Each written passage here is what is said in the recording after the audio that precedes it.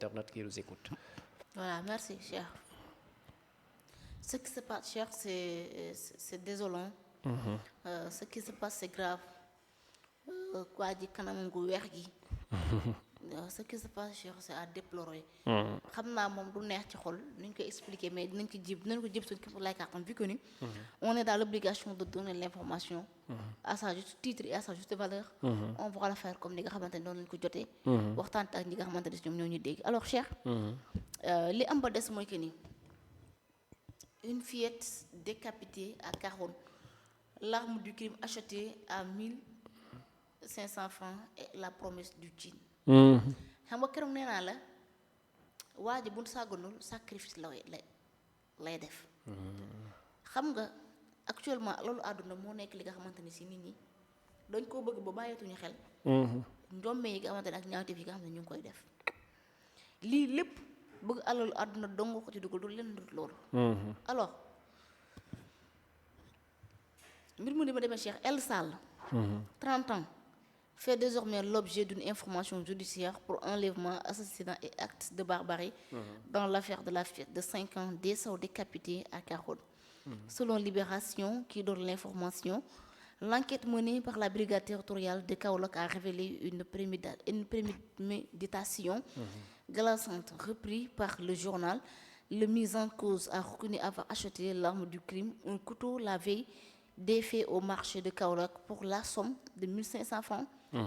À la suite, il enlevait la fillette de son propre oncle pour l'égorger dans un bâtiment isolé. Alors première partie bi. lii dama leen koy tënkal ci kàddu kàllaamay kocc ma doog a avancé. parce que j'espère que ci ngeen ko gën a comprendre. Cheikh li am mooy que ne fële ci Carouane dëkk bu ñuy wax Carouane yaakaar naa diwaanu Kaolack la. benn xale bu jigéen bu ndaw bu toll ci am juróomi at moom la ñu jël daal di koy dégg ba maanaam daal di koy daggate. ki nga xamante ne si moo def mbir mi nag. ni mu jëndee arme bi yaakaar naa paaka bi li mu ko jëndee mu toll ci ñetti téeméeri dërëm. ak itam yaakaar naa la promesse du djinn mu nekk sacrifice boo ko xamante ni si xëy na.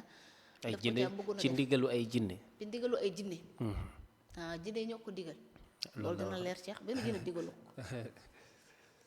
ki rab jàpp ko. jinne jàpp ko. dara jotu ko. pantangulu ko. tuxut lu bon dara jotu ko mbon dong ko jàpp ak saay-saay. xam nga ngeen baal ma ci kàddu gi ay tugg ay kilim def dafa ñaan trop. daggati nit doomu aadama ko ñu xuj ak ay bëtam rawatina sa deret nga def ko noonu. ba pare ñu bëgg koo tàngal may nga daf naan dafa màndi woon nag dafa kii yoon Cheikh mbir mi ni ma nit ki El Sall la tudd. moom mu ngi am lu toll ci fanweeri at. désormais kon ngeen xam ne daal nañu ubbi ab enquête judiciaire mu nekk information bi maanaam dañ ko placé sous mandat de dépôt instruction di ko déglu ci acte bi nga xamante ni si def na ko. lañ koy toppee nag mooy li nga xam ne moo nekk enlèvement maanaam dafa jëndi ab xale. ci côté waajuram enlèvement. bokk na ci aussi assassinat mu nekk rey nit waaye tamit li nga xamante ni si moo nekk acte barbare ci ab gone boo nga xamante ni si am na lu toll juróomi at xale bi ni mu ngi tudd Dessaw. Cheikh moom daf ko rek daal di décapité maanaam li ñu mën a jàpp mooy kenn El Sall. ab xale bu góor la boon dafa am fanweeri at. actuellement yoon teg na ko loxo ba di ko déglu placé ko sous mandat de dépôt. ndax dafa jël benn xale bu nga xamante ni si juróomi at la am. daal di koy jëli ci peggub ndayam fekk ko mu doon nelaw. mu jëlee ko ci guddi gi mu jëlee ko ci peggub ndayam. gone gi mi ngi am juróomi at tudd Dessaw. mu daal di koy décapité fële ci dëkk bi tudd Carouane foofu la mbir mi xewee. alors bu ñu dikkandikoo ci Libération ba moo joxe information bi Cheikh li am ba nis mooy que ni. enquête bi nga xamante ni si brigade territoriale bu Kaolack ñoom ñoo ko def li ñu gis mooy que ni mbir mi daf ko waajaloon bu baax a baax maanaam daf ko teel a waajal. dafa ko prémédité loo nga xamante ni si moom temps la ci jël. dafa dem ba marché jënd ab paaka te paaka bi li mu ko jëndee mooy que ni ñetti téeméer la jënd paaka bi maanaam daf ko jënd ba ca suba ga mbir mi doo ko xew. dafa xëy dem marché dem duggi ab paakaam ni paaka bi bu ma xëyee ci laay def samay ñaawteef. dem jëndi paaka ku bees tàkk jënd ko ñetti téeméer ñëw ba ci kër gi ba xëy ci guddi gi moom fekk gone gi ci wetu ko yaayam mu dem enlever ko yóbbu ko ci bâtiment bu nga xamante ni si bu xaw a sori kër gi tuuti à 200 mètres ci kër gi bâtiment boo xamante ni kenn nekkatu bu ñu amaan mu dem ni ko xattit rendi ko foofu loolu moo nekk li nga xamante ni si moo njëkkaa mbir mi ni mu demee. deuxième bi mooy que ni. fësal nañ li nga xamante moo nekk la piste du crime rituel privilégié. Alors plusieurs éléments orientent les enquêteurs vers cette thèse. Développe le quotidien d'information. L'accusé prétend qu'un djinn lui aurait promis en rêve richesse et mariage. S'il sacrifiait la fillette. Il a également admis être récemment rendu chez un marabout pour solliciter des prières afin de trouver une épouse. Par ailleurs, la veille du drame, il a été aperçu par la mère de la victime sur les lieux du crime en train de communiquer longuement au téléphone. Sall affirme avoir parlé d'agriculture avec un proche vivant à Vélingara sans convaincre les enquêteurs. Alors kon Cheikh mbir mi nu mu demee. mooy que ni bu ñu sukkandikoo ci li nga xamante ne si moom la ko enquêteurs yi déglu ba tey selon Libération. moom mi nga xamante ne si moom la ñu jiin mbir mi. la mu xamle nee na dafa gént ab jinne daal di koy dig li nga xamante ne si moo nekk alal maanaam teraanga.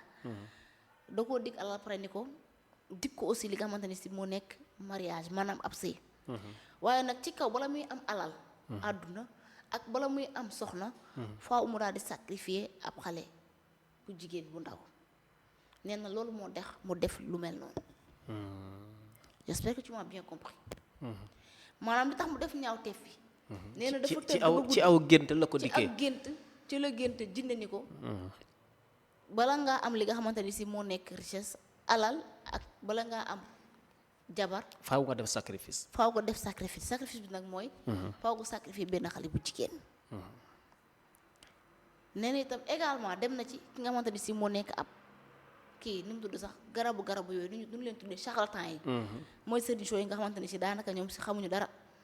neen dem na ci ab sëriñ ngir defa ñaam lu ngir am jabar moom nag daa mel ne xam naa jabar moo ko sonal. waaye jabar nga bëgg kay sa kër ndijaay nga dem boo demee doon ndijaay ma jabar. ki mu takk sax bu ko ñaanoon ñu takkal ko bu. ki mu rey bu ko ñaanoon ñu takkal ko sagana naan moom fukki at man yaa xayti. day na war. jabar tawul xale jigéen ñëpp bëgg nañoo sëy. xanaa sax boo demoon ko ñoom Cheikh ma la rakam ci jigéen ji. bu ñëwoon ma may ko de moo ma gënal muy rey. ma may gënal rey. Cheikh mu ni loolu moo tax mu rey xale bi.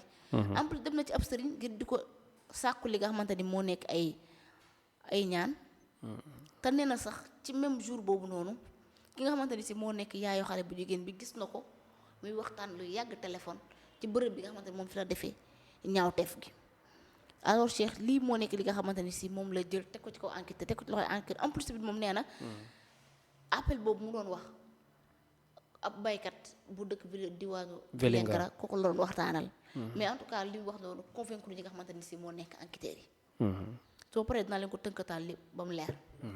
alors Cheikh li am ba des mooy que ni ñëwaat nañ ci beneen fànn muy ko ni profil de récidiviste violent.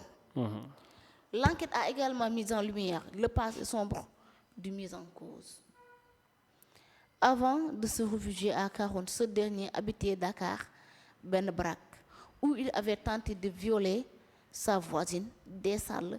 Après avoir échoué, il l'avait poignardée alors qu'elle effectuait ses ablutions lors de la prière de l'aube, avant de prendre la fuite pour échapper à la vindicte populaire, précise la même source. kon ki Cheikh dafa yàgg def ay ñaawteef. nee nañu. moom mi nga xamante moo leen jën bi muy Ella Sall. lu jiitu lii. Dakar fii la dëkkoon quartier benn baraak. nee nañu dañoo jimma violé ku nga xamante ni moom dëkkandoom la léegi ba nga xamante ni si antuwul ca viol ba daf ko daal di poignardé fekkoon ko mu doon jàpp di waajal julli fajar ba mu ko poignardé aussi dafa daw ngir. bañ nit ñi jàpp ko parce que jamono nit ñi dañoo génnoon ngir bëgg ko dàq ji pour def ko dafa daw. kon kii bii mooy deuxième fois mooy def li nga xamante ni si moo nekk ay ñaawte alors lii moo nekk li nga xamante ni Cheikh daal day am man damaa gëm ni Cheikh li am ba des. kii il ne mérite pas je ne dirais pas il ne mérite pas de vivre mais nañ ko tëj perpétuité. bu dee am na ci suñu code pénal alors léegi ma tënk ko rapidement. ci kàllaamay olof. benn grand la boo nga xam ni. El Sall. El Sall la tudd. am na toll ci fanweeri at kot. dafa demoon ci benn dëkk boobu ñooñu ay mbokkam doon kaaxoon yaakaar naa kër ndijaayam la. kawoon neel kawoon voilà dafa demoon kawoon. si je me trompe pas d'après les informations que j'ai reçues. def na fa une semaine. xale bu jigéen bi. doomu ndijaayam la. léegi moom ki nga xamante ni si moom moo nekk El Sall mi def ñaawteef gi. daf ko rendi ba noppi. daf ko yóbbu daf ko fekk ci wetu yaayam. muy nelaw. guddi la. mu jële ko ci loxo yaayam. yóbbu ko ci benn bâtiment bu ñu abandonné. à 200 mètres boo xamante ni si kenn nekkatu ci à 200 mètres. à 200 mètres bâtiment boo xamante ni si soriwul ak seen kër. 200 mètres da ñaar téeméeri mètres diggante bâtiment bi. ak fi nga xamante ni si moo nekk seen kër. mu yóbbu ko ci bâtiment bi. sumi ko ba mu set. violé ko ba noppi. daal di koy rendi tàkkale bopp bi ak baat bi. yemul rekk ca daggate ba. waaye dafa xotti dënd bi ngir récupérer li nga xamante ni moo nekk xol bi.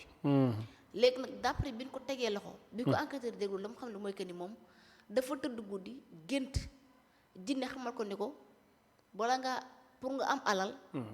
ak pour nga sëy aussi pour nga am jabar foog nga def ab sacrifice. sacrifice bi nag mooy faaw nga rey ab xale. nee na loolu moo tax mu jël xale bu jigéen bi. daal di koy rendi xattit. mbir mi nag li mu demee mooy que ni moom d'après les informations qu'on a reçues ci li nga xamante moo nekk Libération. repris par Seneweb Cheikh. moom mbir mi daf ko rek daal di programmer maanaam daf ko waajal ba jekk comme ni ngay war a dem marché ni ngay war a toogoo ceeb bu jën nga dem marché dem nduggi moom daal teel a dem nduggi.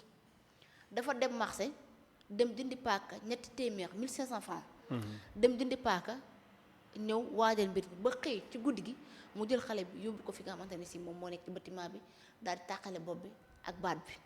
nee na lu jiitu loolu aussi.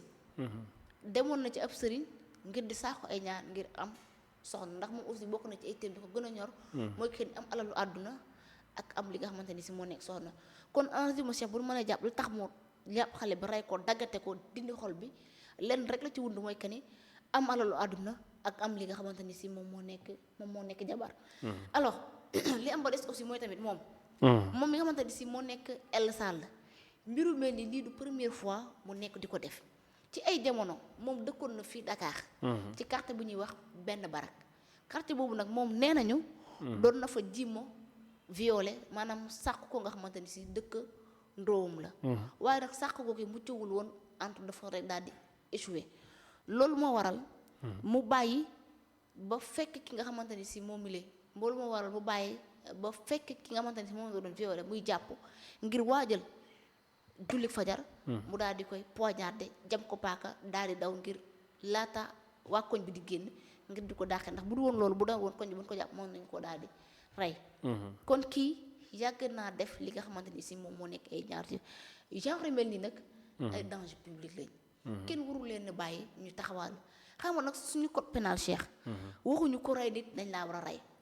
mais normalement kii bu fekkee ne dañoo àtte comme àtte l'islam kii wartul heure bi war ko na fekk bi dañ ko waroon a dóor bal wala dañ ko waroon a rey ni mu reyee kii ku rey ñu rey la loolu l'islam àtte loolu l'islam wax mais nag comme suñu code pénal amul ku rey ñu rey la man li ma gëm mooy que nañ ko tëj à perpétuité parce que kii bu génnee mën naa def leneen lu raw li nga xam ne def xam naa am lu raw li mënu koo def moom parce que dara gënte ñaaw nga jël xale bu am juróomi at innocent ku xamul dara ko nga xamante ni si alalu suñu borom la nga fekk mi nelaw ci wetu yaayam ku ne xam na nday aw doon ni mu foore nga ne ko doññet yóbbu ci ab bâtiment boo nga xamante kenn nekkatu fa waxuñu dara nga sàq ko ba noppi ni ko xatti rendi tàqale ba ak baat bi pare xotti dënn bi jël xol bi Cheikh ku mën a def ñaawteef boobu Cheikh sañ nga def lu ne dama jàpp ni kooku moom méritootul pour dund waaye nag comme suñu code pénal li mu ay peine crime la sax ci wàll woowu nañ ko tëj le maximum possible na peine bi sévère nu mu gën a sévère rek doyul waaw ah day na waar man sax dama mujj sengam parce que ci koor gi rey xatit doy na waar daal doon na loo xamante ne mooy que ne chaque jour ma ne la nañ jaajëfal suñu force